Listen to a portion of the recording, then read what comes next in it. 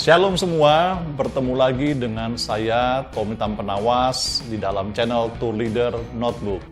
Di video kali ini saya ingin menjawab pertanyaan yang ada dalam kolom komentar di video saya sebelumnya. Pertanyaannya seperti ini.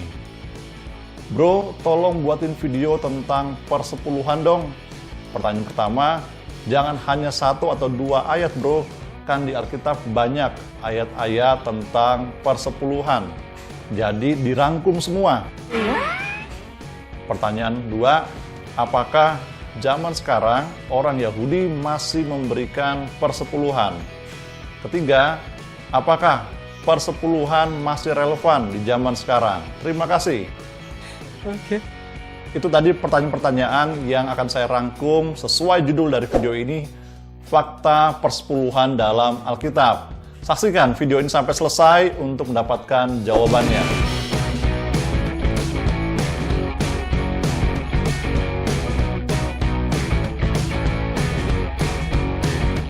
Fakta persepuluhan dalam Alkitab yang pertama adalah persepuluhan awalnya adalah inisiatif dari Abraham dan Yakub. Kita mulai terlebih dahulu dari Abraham. Di dalam Kejadian 14 ayat 17 sampai 24 dikatakan bahwa setelah Abraham mengalahkan Raja Kedor Laomer bersama 4 raja lainnya, Abraham bertemu dengan Raja Salem yang bernama Melkisedek. Di situ Melkisedek ia memberkati Abraham dan sebagai rasa terima kasih, rasa hormat, dan rasa tunduk Abraham memberikan 1/10 dari hasil jarahan perangnya kepada Melkisedek. Lalu siapa itu Melkisedek? Di dalam Ibrani 7 ayat 1 sampai 10, Melkisedek digambarkan sebagai raja kebenaran, raja damai sejahtera, tidak berayah, tidak beribu, tidak bersilsilah, tidak berkesudahan, imam untuk sepanjang masa. Nah, dari gambaran ini banyak para ahli mau menafsirkan bahwa Melkisedek adalah gambaran atau sosok dari Tuhan Yesus di dalam Perjanjian Lama. Alkitab juga tidak mencatat bahwa Abraham berulang-ulang kali memberikan persepuluhan kepada Melkisedek. Hanya 1 kali ketika ia bertemu dengan Melkisedek. Konon memberikan 1/10 dari apa yang dimiliki atau persepuluhan. Ini ada tradisi atau budaya yang sudah dikenal oleh nenek moyang dari Abraham di Mesopotamia. 1/10 ini biasanya diberikan kepada raja, penguasa, pemerintah, juga diberikan kepada dewa atau dewi yang disembah. Jadi ketika Abraham memberikan 1/10 dari apa yang ia miliki kepada Melkisedek, tradisi ini sudah ia kenal terlebih dahulu. Lalu bagaimana dengan Yakub? Persepuluhan yang akan diberikan Yakub itu adalah nazarnya kepada Tuhan. Lalu bernazarlah Yakub, jika Allah akan menyertai dan akan melindungi aku di jalan yang kutempuh ini, memberikan kepadaku roti untuk dimakan dan pakaian untuk dipakai, sehingga aku selamat kembali ke rumah ayahku, maka Tuhan akan menjadi Allahku. Dan batu yang kudirikan sebagai tugu ini akan menjadi rumah Allah. Dari segala sesuatu yang engkau berikan kepadaku akan selalu kupersembahkan 1/10 kepadamu. Persepuluhan dari Yakub itu bersyarat. Kalau Tuhan memberkatinya, Tuhan menyertainya, maka Yakub akan memberikan persepuluhan kepada Tuhan. Tapi kalau Tuhan andai kata tidak menyertai Yakub, mungkin ceritanya akan berbeda. Nah, jadi ini fakta pertama bahwa asal mula persepuluhan itu adalah inisiatif dari Abraham dan juga Yakub dan bukan perintah dari Tuhan. Fakta persepuluhan yang kedua adalah persepuluhan menjadi perintah Tuhan pasca keluaran. Ketika bangsa Israel mereka berada di padang gurun, Tuhan memerintahkan bangsa Israel untuk memberikan persepuluhan. Nanti ketika mereka tiba atau masuk ke tanah perjanjian dan tempatnya adalah di Bait Allah. Nah, sekarang pertanyaannya, dalam bentuk apa dan kepada siapa persepuluhan itu diberikan nantinya? Demikian juga segala persembahan persepuluhan dari tanah, baik dari hasil benih di tanah maupun dari buah pohon-pohonan, adalah milik Tuhan. Itulah persembahan kudus bagi Tuhan. Mengenai segala persembahan persepuluhan dari lembu, sapi, atau kambing domba, maka dari segala yang lewat dari bawah tongkat gembala waktu dihitung, setiap yang ke-10 harus menjadi persembahan kudus bagi Tuhan. Nah, dari ayat ini, bentuk dari persepuluhan bukanlah uang, tetapi dari hasil tanah dan juga ternak yang dimiliki oleh bangsa Israel. Lalu kepada siapa persepuluhan diberikan? Ada 3 jenis dari persepuluhan. Yang pertama, persepuluhan diberikan kepada orang Lewi. Mengenai Bani Lewi, sesungguhnya aku berikan kepada mereka segala persembahan persepuluhan di antara orang Israel sebagai milik pusakanya, untuk membalas pekerjaan yang dilakukan mereka, pekerjaan pada kemah pertemuan. Mengapa orang Lewi mendapatkan persepuluhan? Karena orang Lewi ketika mereka masuk ke tanah perjanjian, tidak seperti suku-suku lainnya, mereka tidak mendapat pembagian tanah di tanah perjanjian. Dan mereka ditugaskan atau diperintahkan Tuhan fokus hanya untuk melayani Tuhan. Sehingga suku-suku lain dari bangsa Israel, mereka harus mendukung atau mensupport kehidupan dari suku Lewi, yaitu dalam bentuk memberikan persepuluhan. Orang Lewi, mereka juga harus memberikan 1/10 dari persepuluhan yang sudah mereka terima dari bangsa Israel, dan 1/10 ini harus mereka berikan kepada imam-imam yang melayani di Bait Allah. Lalu jenis persepuluhan berikutnya adalah persepuluhan jamuan makan. Apabila dalam hal engkau diberkati Tuhan Allahmu, jalan itu terlalu jauh bagimu, sehingga engkau tidak dapat mengangkutnya, karena tempat yang akan dipilih Tuhan untuk menegakkan namanya di sana terlalu jauh dari tempatmu.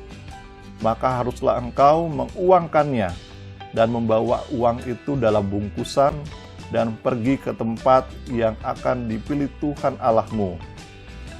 Dan haruslah engkau membelanjakan uang itu untuk segala yang disukai hatimu, untuk lembu sapi atau kambing domba, untuk anggur atau minuman yang memabukkan, atau apapun yang diingini hatimu.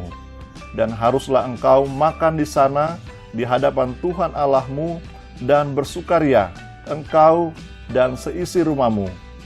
Juga orang Lewi yang diam di dalam tempatmu, janganlah kau abaikan, sebab ia tidak mendapat bagian milik pusaka bersama-sama engkau. Jika bangsa Israel, rumah mereka jauh dari Bait Allah atau dari Yerusalem, ketika mereka susah untuk membawa persepuluhan mereka dalam bentuk hasil bumi dan atau ternak, mereka dapat menguangkan persepuluhan mereka itu, lalu mereka bawa ke Yerusalem, mereka adakan jamuan makan, mereka makan sepuas hati mereka bersama dengan keluarga, tapi juga mereka harus mengundang orang Lewi. Lalu yang ketiga, jenis persepuluhan yang ketiga adalah persepuluhan untuk orang miskin. Pada akhir 3 tahun engkau harus mengeluarkan segala persembahan persepuluhan dari hasil tanahmu dalam tahun itu dan menaruhnya di dalam kotamu. Maka orang Lewi, karena ia tidak mendapat bagian milik pusaka bersama-sama engkau, dan orang asing, anak yatim dan janda yang di dalam tempatmu, akan datang makan dan menjadi kenyang, supaya Tuhan Allahmu memberkati engkau di dalam segala usaha yang dikerjakan tanganmu.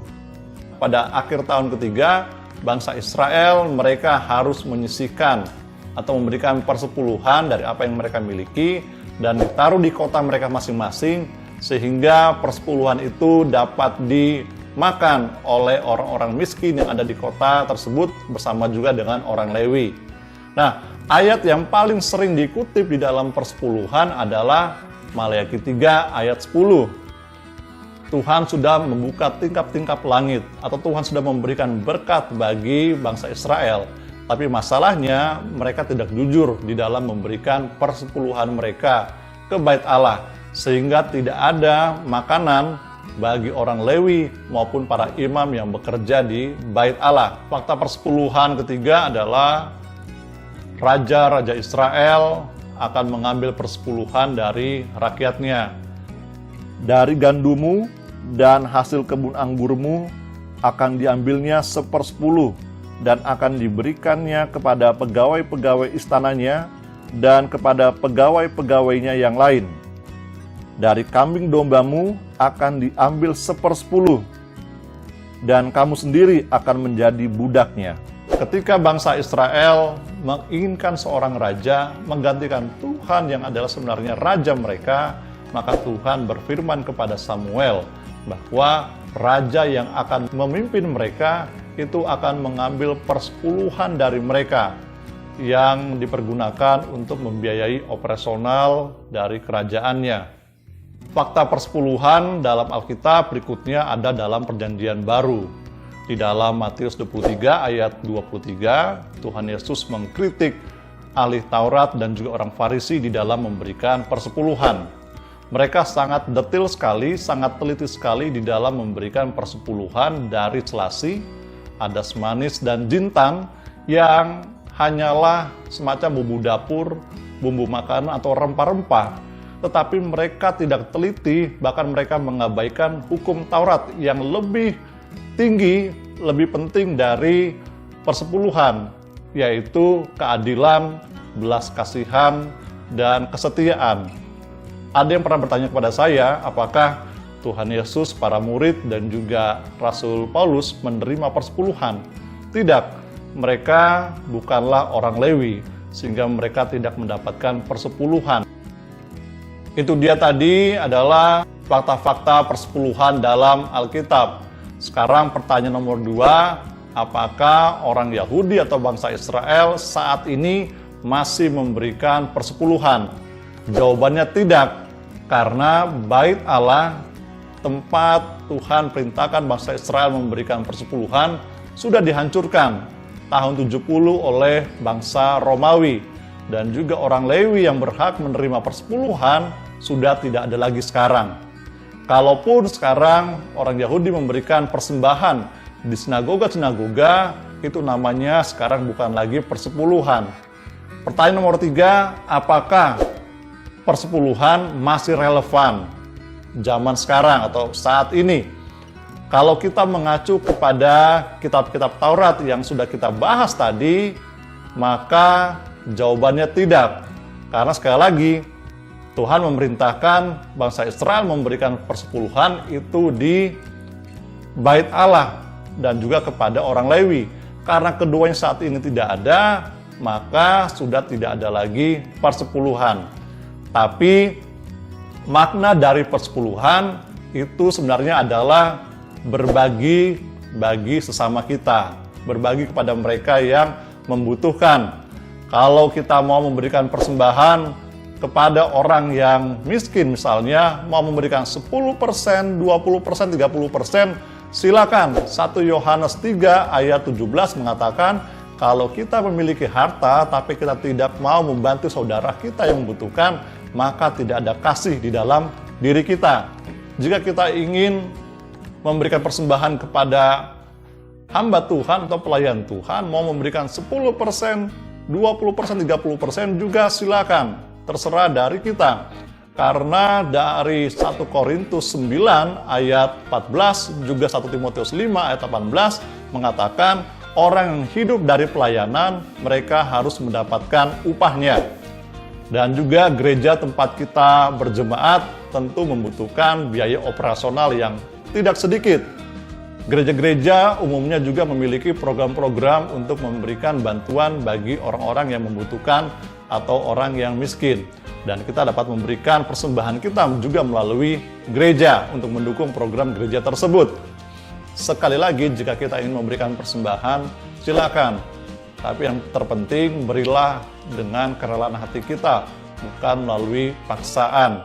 Nah, kalau kita setuju, persepuluhan sudah tidak relevan lagi dengan alasan-alasan yang tadi sudah saya sampaikan sebelumnya, maka kita bisa mengganti istilah persepuluhan sekarang, bisa mungkin dengan istilah persembahan kasih, persembahan diakonia, persembahan iman, persembahan bulanan, itu semua kembali dari diri kita masing-masing. Yang penting kita harus dapat berbagi untuk sesama. Nah, itu dia video kita pada saat ini. Jika ingin berdiskusi atau menanyakan lebih lanjut, silakan isi di kolom komentar. Jika belum subscribe, silakan subscribe, like, dan juga share video ini kepada teman-teman lainnya supaya kita semua bisa sama-sama belajar mengenai firman Tuhan dan kehendak Tuhan. Oke, sampai di sini video kita kali ini. Jangan lupa untuk terus nonton video-video dari Tour Leader Notebook dan saya, Tommy Tampenawas. Tuhan Yesus memberkati.